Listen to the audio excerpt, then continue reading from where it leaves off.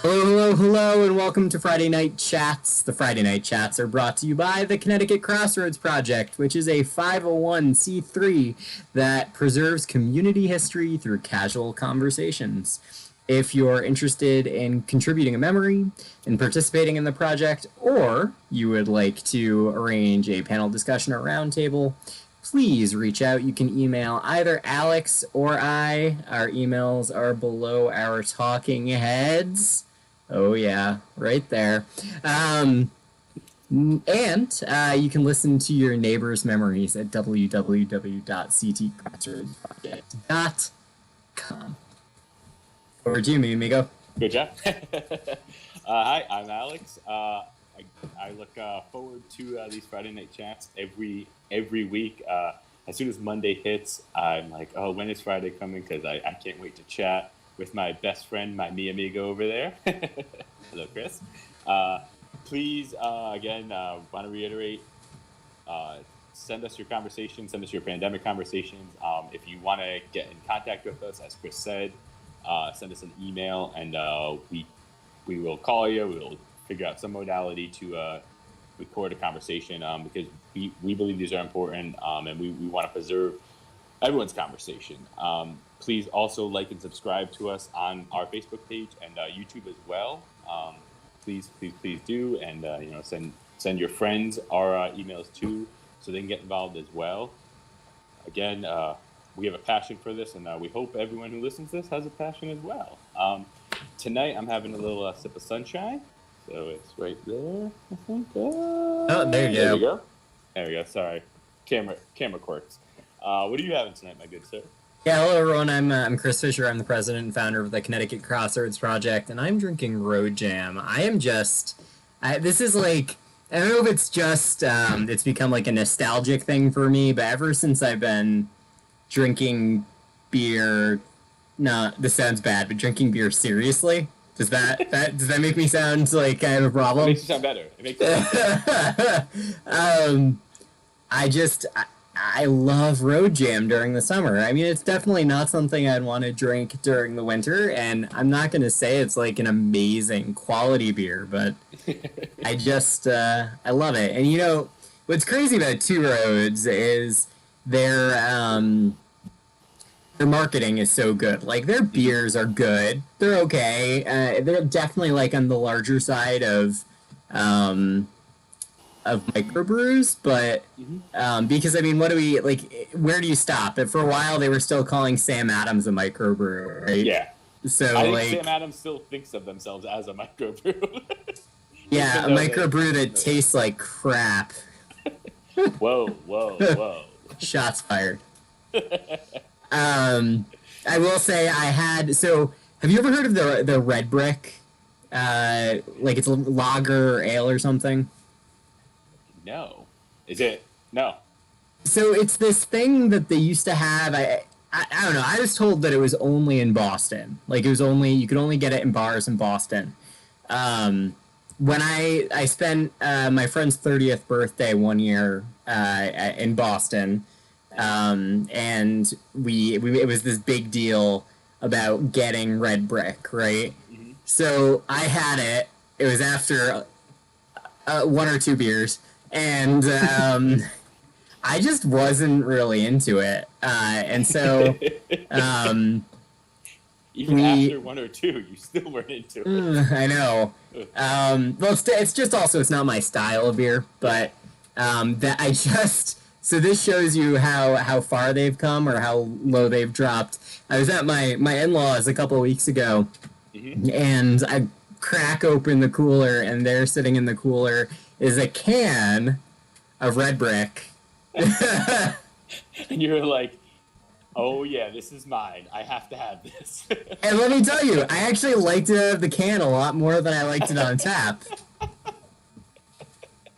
So honestly, some beers are better out of the can than on tap. I will say there are some beers out there like, but actually, and then the adverse to that is like, I don't like Guinness in a can at all. I hate Guinness, but when you have it on a tap, it's much better. And I'm sure this is no surprise to anyone, right? But I know there's friends of mine who I've had who prefer Guinness out of the can. which I never understood because Guinness seems flat to me out of the can. It just seems like a dark, watery thing mess of the swamp. I prefer. I mean, I'll drink it either out of the can or on tap. I hate it out of a bottle though. Ah, oh, interesting. It's the nitro. The nitro widget in it is really important. Yeah, of course. Yeah. Cause I don't think I've ever actually had it out of a bottle, honestly. It's trash. Is it? No. Trash beer. Who wants that, right? So this is like Friday night honesty, Friday night admissions. I don't know. I actually really like Guinness. It's the only dark beer that I drink. You and my mother, actually. My mother loves Guinness. That is like her preferred go-to beer. She loves Guinness. I knew we had so much in common. You do, yeah. You should actually be friends with her. You know, I'm gonna defer to her. She's gonna now be your new Friday night chat host, and she'll just have Guinness here every. Oh my god! How funny would it be if next week we start recording and she's in the in your spot? Just has a little tap of Guinness going down. So what's been going on, Alex? Nothing. Just working. Same old. Trying to get through the the COVID life we live in nowadays. Not much has really changed in the week, honestly, which I guess is good, but also bad, maybe. I don't know. Yeah. However you look at it, I'm still staying home life. Trying to do as little as possible, I suppose. Outside of the normal day-to-days, groceries, and all that sort of stuff that you have to do. But yeah, I mean, as you can see, my lovely locks are still growing, so still haven't gotten out to get that done. But I'll cut your hair. Listen. Don't say something you can't commit to, because I'd cut your hair in a second. I don't care what you do to it. Just cut it off, please. You'll end up with an undercut like I have. It's too long. It's not long enough to do a man bun, so like I can't do anything with it. So I just either have to like wear a hat or like put it up in the usual kind of what do you call it, like a I don't know, like the little hair set I put on, the little hair tie I put on. Yeah, the headbands. With it. Do you have some barrettes? Yeah. Perhaps. Yeah, a barrette sometimes. Yeah, whatever keeps it up there so it doesn't get in my eyes and my mouth. It's nice. Yeah. Well, what have you been up to? Anything new? No, not really. Just we've been coping with some family medical stuff, as you know, with my son. Nothing serious, just crazy childhood fevers, which are super fun. I know it's like you just feel so you feel so helpless when they're so just they don't. When they're sick, and like it knocks the wind out of his sails. Like he is just not himself for a few days after. But thankfully they've pretty much figured it out. And this they gave him a steroid, which seems to have knocked it on its butt. But the thing is it's cyclical, whatever this is. So it's called PFAPA. So they think if it's that, it'll come back roughly every 6 weeks for God knows how long. So whatever the outcome is, they haven't spoken to us yet, but at least he's this round of it seems to have been stopped. So, but not after he had 107 fever. Oh my, really? Oh my God. Yeah. It was crazy. I was at work. Jenny was dealing with it, but I'm so sorry. Oh my God. I'm so sorry. Yeah, I mean it happens, but I mean that's part of quarantine life. We're trying to figure out how to deal with this stuff. Thankfully, we were fortunate to have good insurance, and we can do stuff. But and then I've been working on the house and all that stuff, which is sort of like so tonight we're talking about cymbals, everyone, not the instrument, but cymbals as in. I prepared for the instrument. Oh man. Let's be honest, Alex. Do you ever really prepare? Always. I have a book report written about the instrument, so.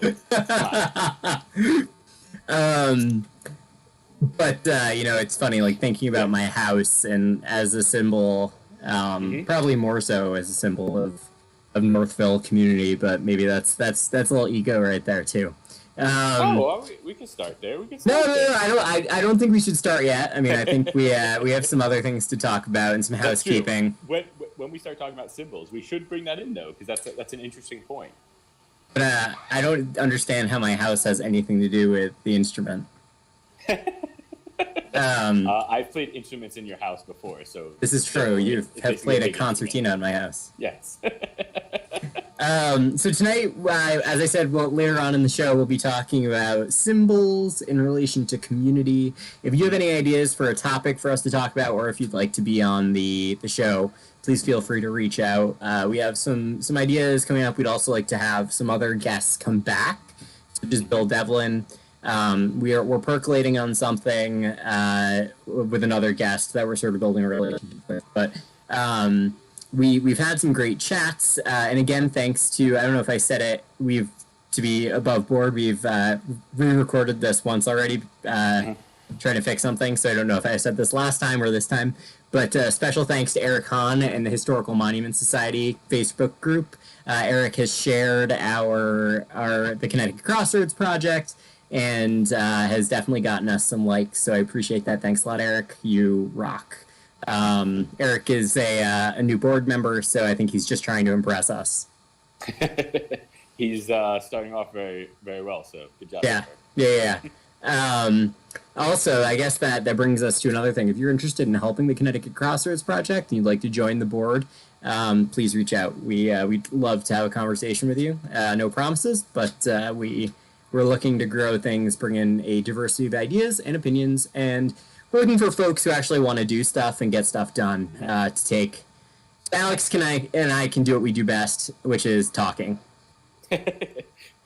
As you can tell, we love to talk with each other, with other people, but in general, love to talk.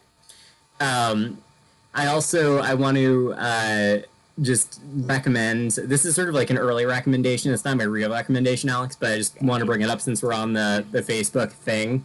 I want to point everyone towards the Creating Sense of Community in Connecticut Facebook group. It's an awesome website curated by the one and only Bill Hosley, who is a historian, material historian, history guy extraordinaire. Bill has a lot of content on there. There's really nothing like it on the internet. I don't necessarily agree with everything that gets put on there, but Bill is a brilliant dude and a good historian. So, awesome. Let's, so, Alex. Let's dig in.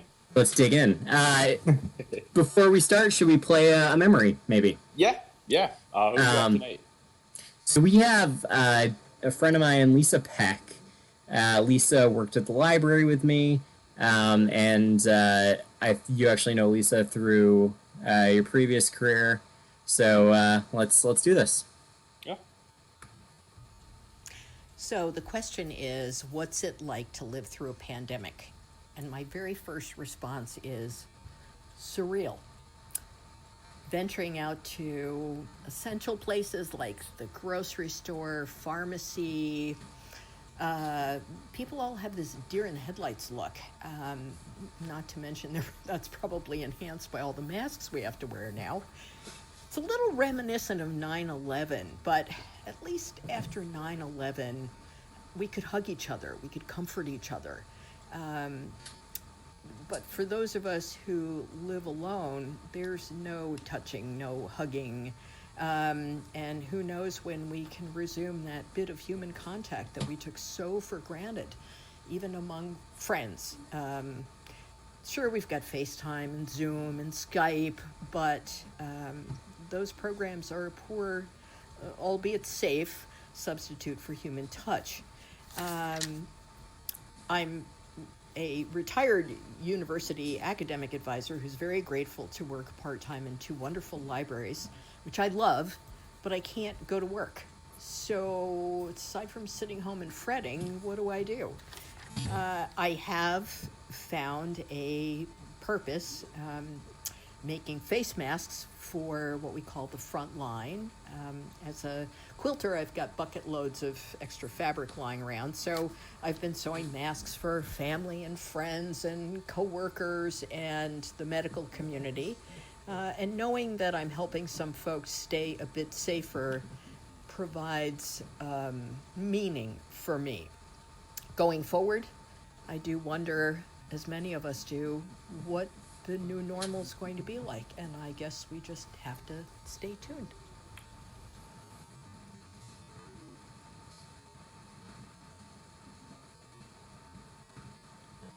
Okay. Alex, so just to be fair to everyone, I'm not. We're still working at some of the technical things. Alex, were you able to hear that? I was not. Okay. Sorry, yeah. No, it's fine. I just so Lisa was just talking about how, there's one of the hardest things is like living alone, and there's a lack of physical touch. Because at least like so she sort of likened it to 9/11, but at least during 9/11, the aftermath of that, we could hug each other. So I thought that was sort of an interesting comment, something that we haven't really talked about. And then she also talked about, much like Phyllis, that she's passed her time and found a purpose making masks. So I think people talk about victory gardens and stuff like that from World War II. I wonder if like making masks is going to be that thing, the community project. I think masks during this time have come a symbol. I didn't want to say it. Yes, they're that symbol of the pandemic. There's a lot of stories out there of people within their own neighborhood, their little community, making masks for healthcare workers, essential job workers, and for free, and donating them. And it shows how society has come together in the time of need. Because at one point we were told there's not enough masks to go around, so people just started to say, hey, let me make masks out of quilts, out of sheets, out of old hats, whatever it was, and they made hundreds of masks, thousands of masks, and donated them. And I think, again, I don't want to sound, I don't want to minimize the pandemic at all, but it's like an awesome thing to hear that people are taking this upon themselves to better society in this way, with everything that's going on, in the country and just in the world in general. Right. No, I think you bring up excellent points. I think turn this on. Sorry. No, you're fine. It looks like you have a lovely background behind you. Is that your backyard? Yes. Nice. Some trees, a wall, a picture, background. Yeah.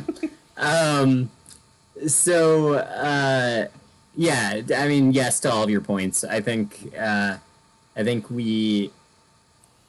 it's interesting how in these moments where the economy is so drastically changed, how people who perhaps are fortunate enough to be not necessarily to be like food safe and to be shelter safe and things like that are able to regroup and refocus. The horror are those people who are insecure in those things. But I think that's another conversation. But I think another Friday night chat maybe. Yeah. I mean, we eventually will have to stop talking specifically about things that are community related. We'll have to just start talking about other things. So I think maybe, again, if anybody has ideas, please reach out to us. We're more than welcome. We're welcoming to new ideas. Cymbals, Alex. And I'm gonna stop making the cymbals joke because it's not funny. True, because again, I did come prepared for cymbals, real cymbals. So tell me what a cymbal is. What do you define a cymbal? So a symbol, I think, is a physical landmark. It could be a symbol where the green, a house, a person even. But I also had this thought too, symbols could also be, passed down stories of what a community once was, from generations ago. We spoke last week about, the Candlewood Lake. Again, and those passed down stories are kind of a symbol of what Candlewood Lake is, but what Candlewood Lake took over, in a town that was there, in a community that was there. Right. Candlewood Lake, now represents a big lake. People go fishing, boating, swimming, but it used to be this little old community. And through those passed down stories, that's another kind of symbol of what the community was and what it is now. And I think there's all different types of symbols, but it kind of go ahead. No, well, I think you're bringing up this whole idea that symbols, many have a physical presence, some don't. But I think when we're talking specifically about symbols in relation to symbols that like define community, something like that works as like either like a glue to join people together under one idea. Yep. I'm wondering, and I'm sure this is like both. What comes first? Does the symbol come first, or does then the community create the symbol to rally around? Interesting. Good point. In my opinion, I think the community comes first, and they create the symbol to rally around what it is they're trying to present that symbol as. So, for instance, a green. I look at the Litchfield Green. The Litchfield community created that to be kind of that, shining example on a hill for people to come, sit down, picnics, hang out, to get other people to come from other communities to create a bigger community, if you will. And then, Litchfield community views the green as kind of this bigger than life type setting, right? I mean, the Litchfield Green is synonymous with, Memorial Day parade up there, ending their Memorial Day speeches up there, the concerts on the green, the restaurants up there, people going, having a good time, and enjoying, loving one another, meeting their friends up there for food, just to hang out up there. And I think the community created the green and what the green stands for, as opposed to like the green being there prior to the community as a whole. Yeah. So I see your look. You're like, interesting. Let me push back. Go ahead. Well, I just think about greens are a great example of this. Yeah. Especially because I know it's an easy one. It's an easy one too. Yeah, exactly. And this is sort of my wheelhouse right here. But then, yes, I agree with you. I think we often will take things and use them, right? Mm-hmm. Yeah. With occasional artifacts, maybe, of what their original purpose was. And I'm specifically referring to the fact that greens were a very utilitarian thing when they first were created, right? Like, New Milford Green was like a shitty, farmed, gross, muddy place. Mm-hmm. I'm not saying that farming is gross, saying that it was not pristine or park-like, I guess. Mm-hmm. And then when we entered the colonial revival, greens took on a whole new meaning. Many towns then created greens to create the idea of place. And I think maybe that's an interesting place to start, within this conversation of what comes first. Mm-hmm. Because the green was there. So are we creating a symbol around the green, or is that symbol always there, and are we just using it? Mm-hmm. So that's a great point you bring up. I think we're using it because if the green's always been there, we're using it as that new symbol to we're using the green as a symbol for what our community is, as this new kind of landmark of what makes our community great, right? I mean, again, to use New Milford Green, when I think of New Milford Green, I remember my childhood there. I remember my hanging out with my soccer friends down there. I remember hanging out with my mom after the library on the New Milford Green.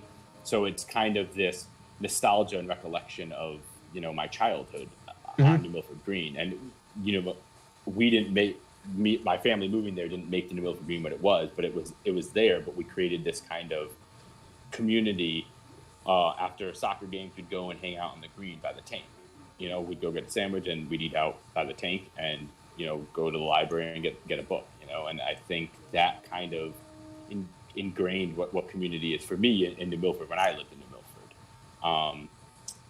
I don't know if that's the same for you, because you've lived in New Milford essentially your whole life, whereas I was kind of a transplant there and then moved, and now I'm at another town, Litchfield, which has another green, and I think of like the Litchfield Green as this place where I can go walk my dog, but I can meet people that I know from different committees, and I always see new faces, but I also see similar faces that I've known for years now, and I just think it kind of brings back like nostalgia for me, even though I've been here only for 3.5, 4 years now. It kind of brings me back like, oh, when I first was there, and I'm like, oh, I remember seeing that person, and they asked me about my dog. Right. Yeah, I think like the green for me brings back like nostalgia to me. Both greens. I think also, like, okay, so we're talking specifically, I guess, about greens, but I think the built landscape as a symbol, so like the New England Village, sort of is a how do I say this? Like, what we have built is a checklist of what our community stands for. So it's like a visual cue of who we are. So like New Milford Green is sort of it's sort of strange when you really start thinking about it. It's like littered with these monuments. The tank being one, which all of us have climbed on. The World War II, the gazebo, like all these things. I think they're visual cues to let people, like other groups, and I'm talking about like other towns, maybe outsiders. I don't know. Like that really, I think, digs into the whole idea of like in groups versus out groups. But I think it's like a visual checklist telling people what it is that this town or this community, what's important to it. And that's, I think, sort of the interesting thing is when you have a community that first doesn't have perhaps a built landscape that reflects its community, so they try to impose that on it. I'm thinking about places like Brookfield, West Hartford did something like this. And it's this whole like movement of like new urbanism. And also when you have communities that are very reflective of themselves, but they just have a sort of a less tangible and less permanent symbol, whether it's a flag or and those, I think those communities tend to be less geographic, perhaps, but I don't know. What do you think about that? We can start from the new urbanism thing. Well, to go back a little bit, because I wanted to bring this up too, because I forgot it as usual. With Litchfield too, with the green, I think it also has this sense of a time of old, like the pre-colonial, or like pre-Civil War era, with the old buildings we have and also the old housing we have. And I think with the houses that are right around the green too, it kind of symbolizes what Litchfield was and still can be, in a sense, because like the green is kind of this, again, it's been there, but it's this new type of green. But we also have like the older houses that you can look at, and you can kind of see what Litchfield used to be, and that's fascinating to me because it kind of brings this old type of community together with a new type of community. If that makes sense, because I mean, people are looking for older houses to live in because it represents this old kind of historic nostalgia, right? But then you have this awesome green with older buildings where there's newer restaurants in, so it's kind of this modernity within older buildings, and it's kind of this nice play on like older versus newer, and I think Litchfield has that kind of cool spark with it, and I think that's why a lot of people choose to live in Litchfield, choose to come to Litchfield, for that kind of older sense of community, if you will. Yeah, I think I think those are all good points. I would just push on the fact that probably none of the old stuff that we view as old is actually like real. Like they're symbols of what we think of as being old. And that's the point of this whole conversation with symbolism. Right.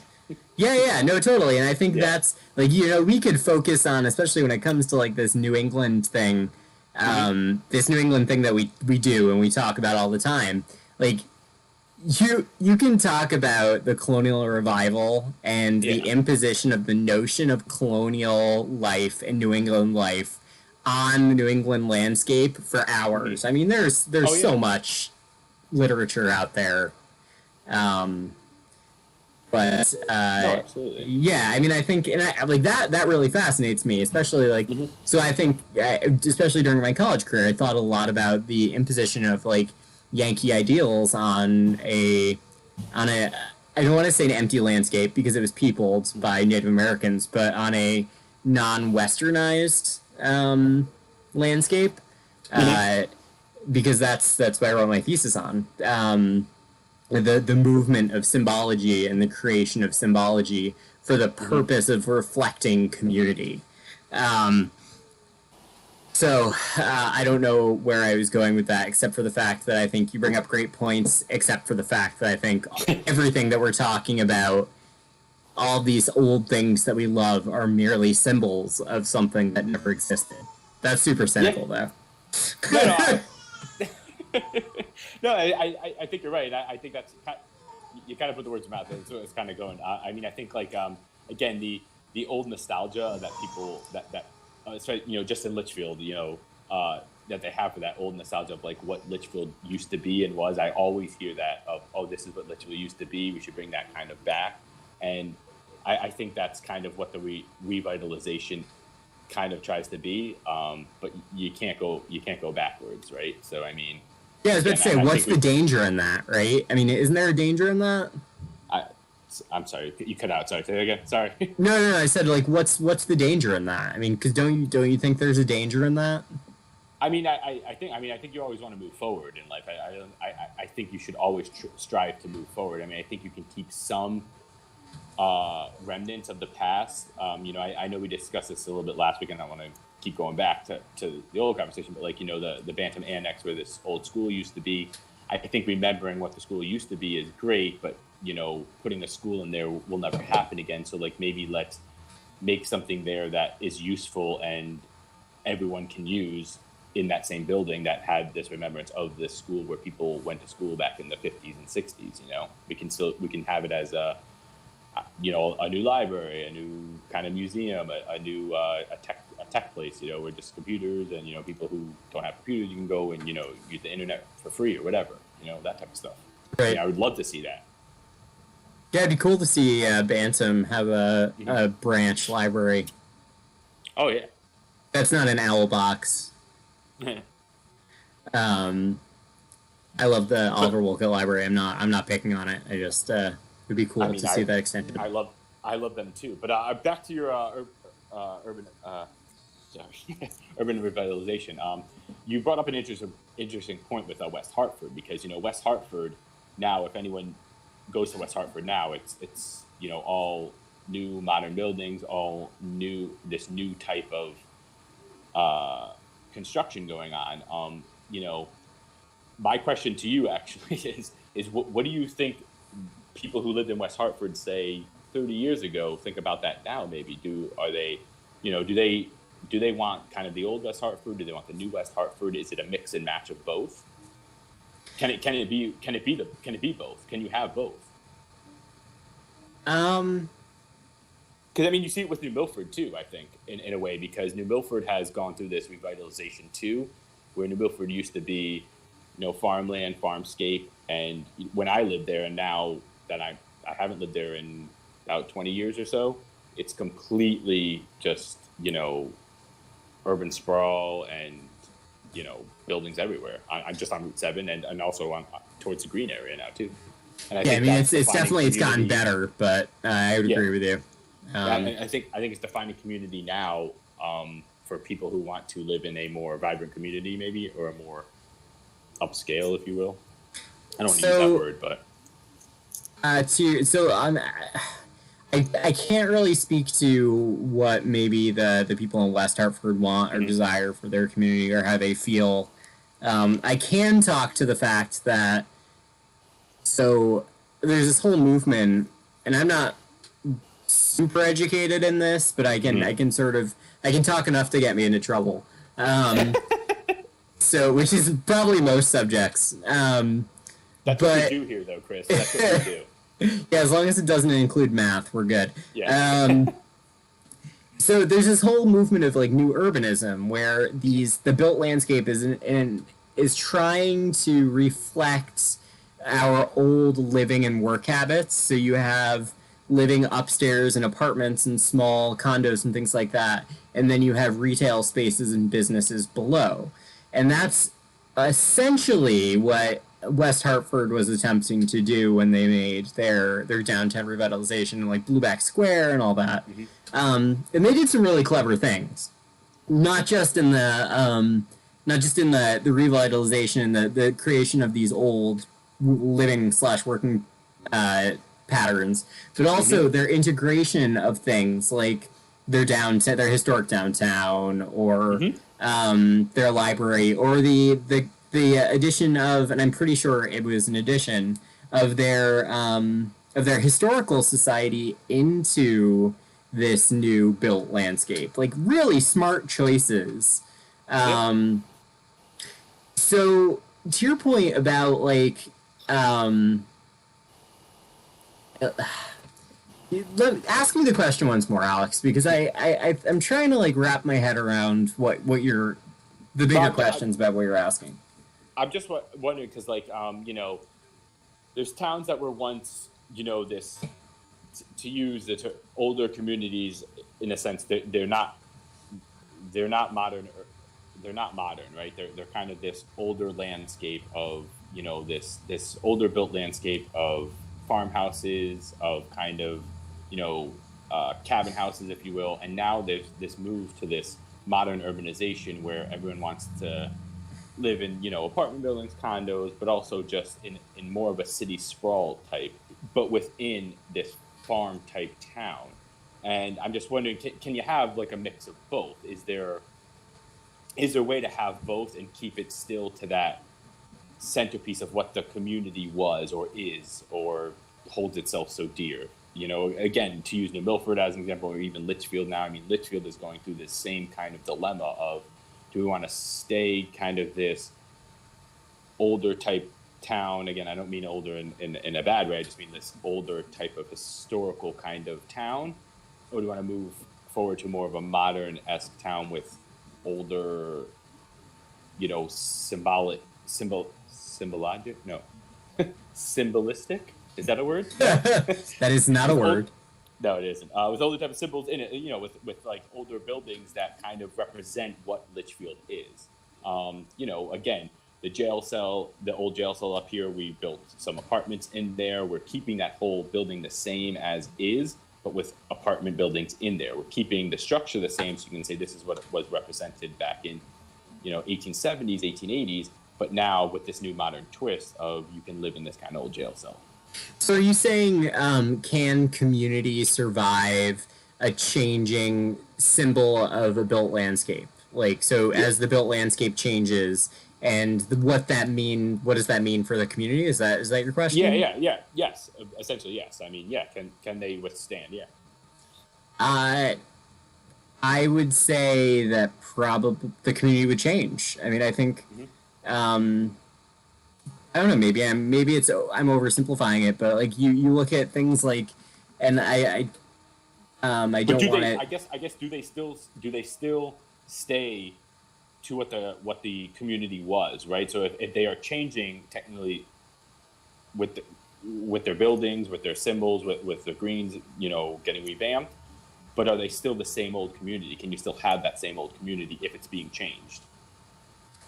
I think the nature of it is that no, you'll have Mm-hmm. pieces of it. You'll have a changed version of it, and much the same way that New Milford isn't the same place it was in the 1950s. Harwinton isn't the Mm-hmm. same place it was in the 1950s. Torrington certainly isn't the same place it was in No. the 1950s. Like we grow and we change. Mm-hmm. I had a conversation with Bill Hosley, who I referenced earlier, Mm-hmm. and he was talking about Norfolk and Okay. how like Norfolk is sort of this like exemplary example of reimagination of a New England town. I think how he put it is that everything that they. Well, I can't remember exactly how he put it, but the gist of it is that they've managed to sort of build a community around these very special community events that really exemplify sort of a modern New England, whatever that means. Because unfortunately, I'm a huge supporter of farming in New England. I think it's very important, but the reality is that outside of service jobs, there are very few jobs that are around here, and places can be creative to create an industry of like tourism and cool things. So, like Norfolk does this like 3-day festival that the whole town puts on, and like it's a matter of embracing intellectual equity, which I think requires sometimes a changing population that also requires a change of symbols to attract. And I guess so. What are those symbols that change? I guess. I mean, I don't want to. Not get hung up on the built landscape too. I think let's talk about symbols as a whole. Yeah, I think that's an important distinction. Yeah, but so like by changing these symbols, like what does that do? Why by changing these symbols of a community? How does that change the community, right? Like why is that so important? Like changing a green, for instance, changing how a community was. Why is that so important? Why does that bring new people in? Why does that bring new transplants in? Branding. Huh? Branding. Like Branding? Branding. Like it's a brand. Branding. I thought you said we're ending. I was like, wait, what? Branding. No. I'm not threatening to brand you either. Yes. No, like I think like our symbols are our brand, right? They're our cohesion. They're what we publicize to make us known.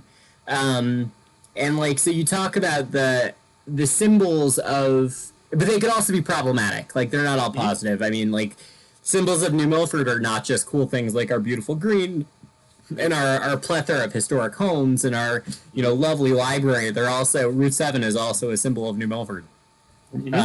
Which is unfortunate, but also necessary. You can say the same thing about like Litchfield when you talk about how beautiful historic green, historic homes. Another sort of symbol of Litchfield is sort of like white stodginess, right? Yeah. And like I'm not picking on any of these places because I love the Northwest corner more than any guide person does. But I think we need to understand that symbols can also have a negative connotation. They're not just a positive brand. So, that being said, That's like, true. I think like how changing symbols, because they can have both of those meanings, can end up having an effect on the quote unquote brand of place. Interesting. Yeah, I mean, just to piggyback off you guys, or just start a whole new. Bantam Lake, for instance. I mean, Bantam Lake has used to be just an old fishing hole, right? And now it's become synonymous with, and it's a new symbol of, vacation homes, vacationers. And that's the new symbol of what Bantam and Litchfield try to represent, is this awesome new big lake. I think it's the biggest lake in Connecticut, or the second biggest lake in Connecticut. And everyone comes from afar because it's a symbol of, a place where you can go, let your boat out, have a fun weekend with your kids, with your family. And I think that's what it brings. It brings this togetherness of family, for Bantam Lake specifically. And probably actually Candlewood Lake too. Actually, when I was living on Candlewood Lake, it was the same thing. Was that, let's go out with the family on Candlewood Lake, with our boat, and have a fun day in the sun, or a fun weekend in the sun. And there are people coming from afar to come to Candlewood Lake because it's that symbol of what Candlewood Lake is, and has always been since, the development of Candlewood Lake. Mm-hmm. Yeah, yeah, absolutely. And I can just picture you out on a boat, probably not drinking any alcohol. I know. No, I never did actually, because that's illegal. Can't do that. Wink, wink. Like to talk about. Sorry. No. I was just gonna say. That's. I think to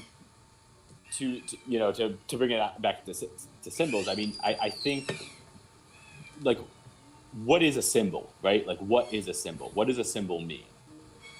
And I think it can be it's various things a symbol could be. It could be a green. It could be a lake. It could be a monument. It could be a house. It could be, Milton, for instance, the old town. It's, by Litchfield, Milton. The Milton Church that's still there. That's the symbol of Milton. That's still, when people reference Milton, they reference the old church that's still in Milton. That everyone I speak to, and that's like the symbol of Milton, Connecticut. Mm-hmm. To be fair, because there's a bunch of different Miltons. Just in case people who are listening don't know where Milton is. It is part of Litchfield, and the Milton Church is like the big symbol that everyone goes to see if they go to Milton. They're like, oh, that's the Milton Church, and it's historical significance, but it's also a symbolic significance for people who live in Milton and people who have lived in Milton for decades and centuries. Yeah, and I think maybe to wrap the whole thing up in some ways, like, I think that symbols help us create a sense of place. Mm-hmm.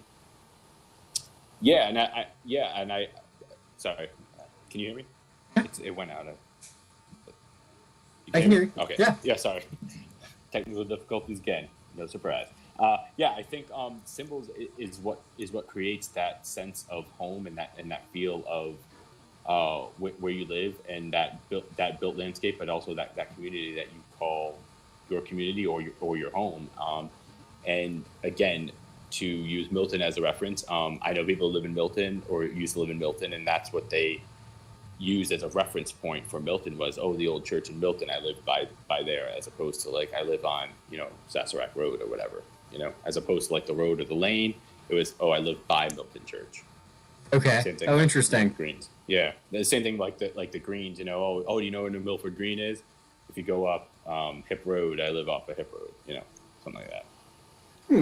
So again, it can be like a landmark, a symbol for a landmark, for where you live, to direct people to where you live, or for that business entity, whatever it is. Yeah, it's sort of like wayfinding, cultural wayfinding. Yeah. It's the Google Maps for symbols. The Google Maps of the heart. Exactly. I think we should brand that. Yes. Can we TM that, please? We need to I think this is an interesting point. Like, So when we talk about symbols as brand, because I think it, especially in New England, where we're really competing to get people in and to grow our communities in some ways, because we do have a diminishing population, our economy, and to be sort of hyperbolic about it, is in shambles. I think it's interesting how, like, these towns have brought on people to be brand managers. And I'm not just talking about like in the silly social media way, like because, and not to say that social media is silly, Mike, I'm sorry. It's, I know he's never going to forgive me. Yeah. Now you have to talk to him after this. Oh man. But what I mean by that is like a lot of times social media managers are just called like brand managers, but like, towns are bringing on people to manage and create their brand. I mean, I'm thinking of our previous mayor in New Milford, who went through this whole thing of creating these banners for the downtown that had like some cool graphics, to promote the downtown. The current mayor of New Milford has a guy doing videos to promote different things, and I think. And trying to create new symbols. Like they just did one for the reservoir, which is a fairly new New Milford park, and I don't know if it's like really entered the zeitgeist of being a symbol of New Milford, but to me it seems like in promoting it, it's trying to make it one. Trying to remove. Oh, this is interesting. I hadn't thought about this. In promoting like this like small business and things like the reservoir and nature trails and stuff, trying to create the notion that it is a smaller town than it actually is. So how symbols can be used to sort of create or maintain an identity that perhaps is shared but not 100% true. Oh, interesting. Like I think people who live in New Milford sort of have this understanding of it as like a small town, and don't get me wrong, New Milford can be very small very quickly, but and they use like the green to explain that away or whatever, and I'm sure every town has things like this.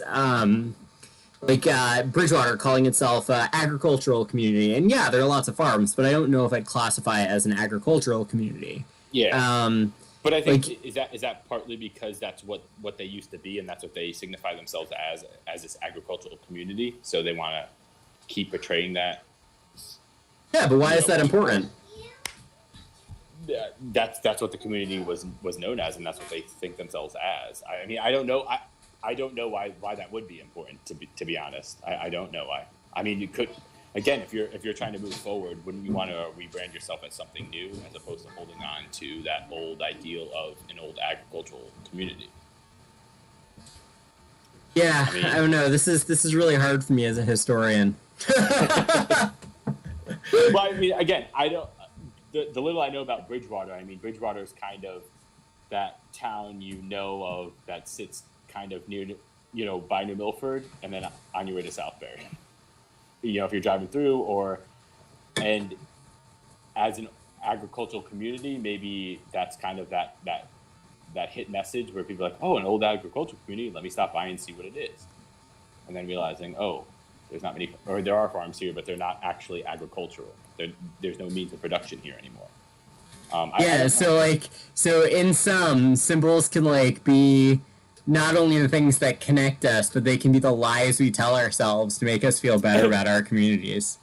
That's true too. It could be. Yeah. Oh man, I wish I had done more research about thinking about so I was briefly a psych major and things like in groups and out groups. And I'm sure our symbols, and this is sort of what I was going to move toward earlier when we talked about things that are on the green or things that represent our town. They help to enforce norms and mores. Yeah, I mean, well, again, I want to hear on that because so New Milford Green, how do they inform like the norms? Like what's on the green that informs mores? Well, I think it just shows an emphasis on, or hopefully, an ideal towards history. Perhaps it says something about what we view the culture of our town. So I think quaint, small, safe. I don't know. I think it sort of creates a series of adjectives to describe your town. Like these symbols help you define those adjectives, and then help you to define sort of the communal guidebook for the town. I don't know. These are all sort of things that are just sort of spewing out of my head, but I don't know. What do you think? Well, it's an interesting point you brought up, because I'm just thinking, the green, just the symbol for green, just looking at the green now with all the foliage there in the fall, I feel, that represents fall, right? It represents like what the meaning of fall is when you see the trees change, the leaves fall, leaves on the ground, the nice like little leaf piles that they have there right before they bag them up on Saturday mornings. That represented to me that fall was coming, and soccer season was starting. So, yes, Alex. When the leaves fall down, it does mean it's fall. Thank you, Christopher. It also meant the beginning of fall soccer season for me. But like again, on the green, I think those symbols of the trees, and then like to again rank on the tank again. What does a tank symbolize on the green? So this is something I've been trying to like work in, because I think it's an interesting conversation we had. And I mean, it's sort of like, the rest of the monuments on the green, they have names of soldiers who were killed or served or whatever. You have the Lincoln Monument, which is a Civil War monument, just below the Historical Society. And then at the end of the green, you have this giant decommissioned tank. And they're all over New England. I mean, the United States military sold so many of these things to put on, so people could put them on their greens. Whether they're big guns, I don't know like what they're called. I don't know stuff about military or guns, but Neither like, do I. If you're looking for the answer, I don't know either. So, but even like you could say this like with earlier things like cannons that were sitting on the green, which I'm sure were a later addition, but yeah, I struggle with this, like, because the cynic in me wants to be like, oh, it has some sort of like nefarious meaning of about our society. I don't know. What do you think? That we're okay having a machine of like, so like, not to mince words, like we're okay having a machine of murder sitting on our green, right? I mean, I think I don't know what the tank necessarily symbolizes for why they put it on there, but I think it's in remembrance of fallen soldiers. And it is. Of course it is. But I don't know. I guess I'm trying to say, I don't know why you would put it. For me, I don't know why you would put a tank on a green or a cannon on a green. To me, it's just kind of like a why thing. And again, I don't know. I understand the symbolism behind it, but I just don't know why on a green. You could put that anywhere almost, right? I mean, you could put it on Bank Street at the end, at the top of Bank Street. You could just put it on. You could, put it on a big piece of cement right outside. Right past the jeweler's place on Bank Street. You could put just a tank on cement there, and then have the whole green just the green, right? And then have that monument sitting there. Okay. So there are two really important pieces there. Sorry. Say again? No. Go ahead.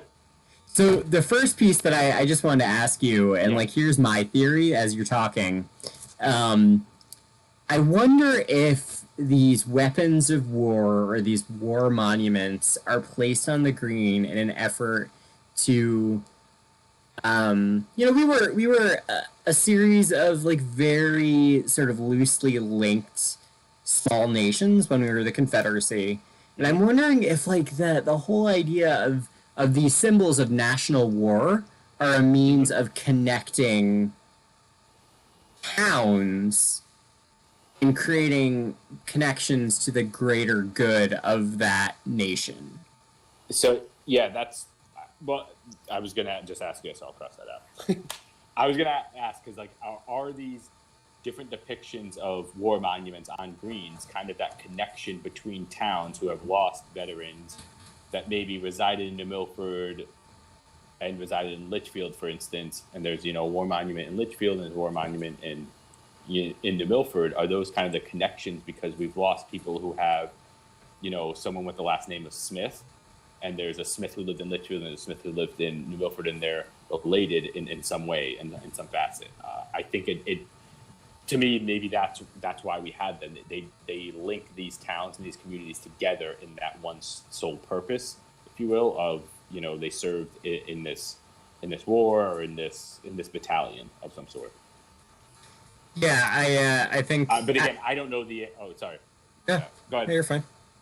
Oh no, I was just saying. I don't know if that's a reason, but I would think that maybe that is the reason that there's so many in the northwest corner. Because if you go to not almost, but a lot of different towns in the northwest corner, there's a lot of monuments, war monuments, and they list out the names, and there's linked names there that you can maybe, if you go through, the history of the person, that they lived in this town, or family members lived in each town, and that kind of links all the towns together, saying like we're all one big community. Right. Yeah, I think it's a great point. I don't know if like the connection, you mentioned the connection to like last names. I don't know if that matters nearly as much as creating a symbol of national unity, which wars tend to do. Yeah, sure.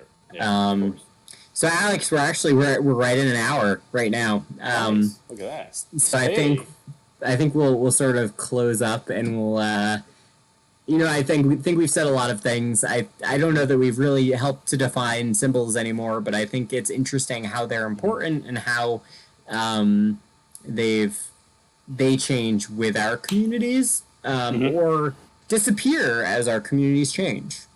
Mm-hmm. Yeah, I mean, I would like to.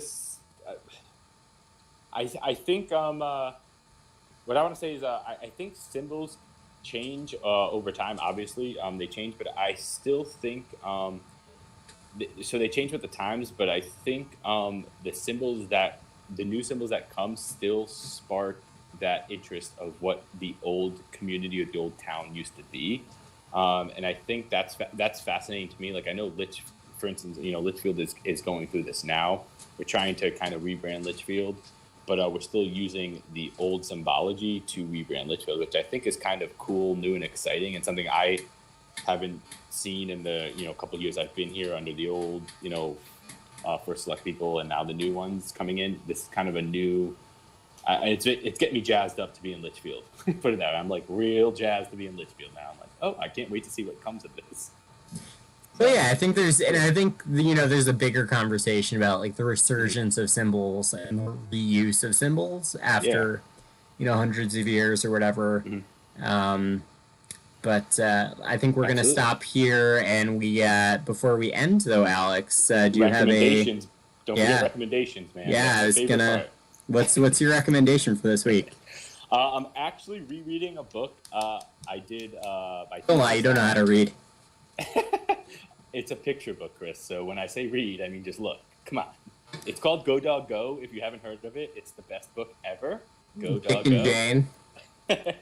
No, it's called Hooliganism, and it's actually it's a historical but also a sociological look on the history of hooliganism, which for people who don't know, it's like almost like a sports history book, but it's kind of the ideology of hooligans and how they formed, why they became hooligans, what they hope to get out of it, type thing.